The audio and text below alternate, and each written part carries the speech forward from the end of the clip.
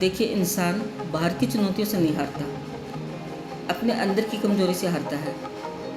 बाहर की चुनौतियाँ तो सभी को दिखाई देती है, लेकिन अपने अंदर की जो कमज़ोरी होती है वो हम किसी को नहीं बताते, हमेशा छुपा के रखते हैं और उसी की वजह से हम हार जाते हैं।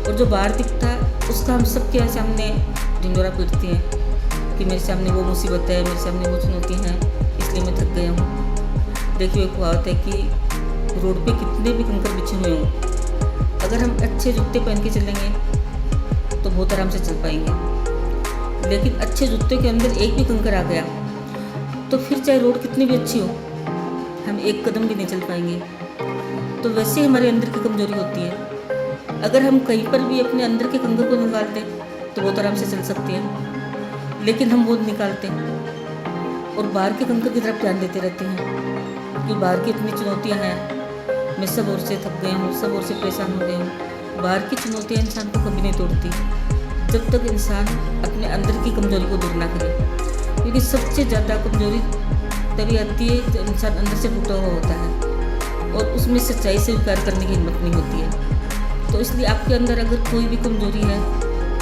कुछ भी हालात है, तो पहले ये स्वीकार कीजिए कि ये सब मेरी कमज़ोरी की वजह से हुआ है, ना कि कोई दूसरे की वजह से। क्योंकि कोई भी इंसान हो, उसे अपने कर्म का फल भोगना पड़ता है। एक इंसान कितना भी समझदार हो, कहीं न कहीं भूल हो ही जाती है और फिर हम क्या कहते हैं कि इसकी वजह से मैं परेशान हो गया। ये जीवन में हर इंसान को साथ की और सबकी दोनों की ज़रूरत होती है, तो हमें हर किसी का आदर करना चाहिए। देखो, अच्छा इंसान मिलेगा तो हमें साथ देगा और अगर अच्छा नहीं हुआ तो हमें सबक देगा, तो आगे के लिए कुछ उनसे सीखेंगे। तो हमें दोनों इंसानों की कदर करनी चाहिए, ना कि हम ये सोचते रहे कि अगर ये इंसान नहीं मिलता तो मेरे जीवन में ये घटना नहीं होती, कि वो तो पहले से तय ही, वो तो होना ही होना था। लेकिन हमें सबक मिला, उसके लिए हम शुक्रिया अदा नहीं करते। और अगर हमें सबक के लिए शुक्रिया अदा कर दे तो हम जीवन में और भी आगे बढ़ सकते हैं, क्योंकि जो हमने गलती की है उसके लिए हमें सबक मिल गया और उससे हम बहुत सीख सकते हैं।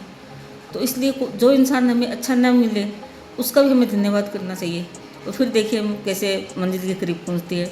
तो हमेशा खुश रहिए और शिकायत करना बंद कीजिए। धन्यवाद।